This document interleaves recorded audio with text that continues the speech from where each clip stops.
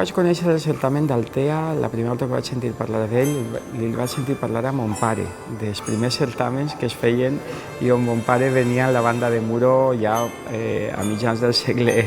XX. Quan tot allò es va acabar i després es va reprendre el certamen d'Altea, crec que és un gran esdeveniment, primer perquè naix d'un poble que molta gent sols el coneix a nivell turístic, però hi ha molta gent a Europa que coneix Altea per el certamen de bandes. Això ja és una cosa molt significativa. El fet que hagi passat diverses etapes, diverses crisis i torni a estar en vigència, crec que tots els amants de la música s'hem d'alegrar.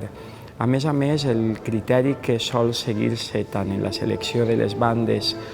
com en la selecció moltes vegades que es fa del jurat, jurats internacionals, crec que li atorguen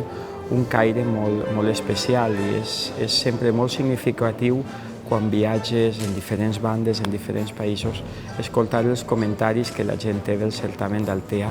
i per tant per a mi enguany és tot un honor que hagin pensat en la meva feina, en la meva música, per a que estigui integrada com a obra obligada de l'edició d'aquest any del 2016.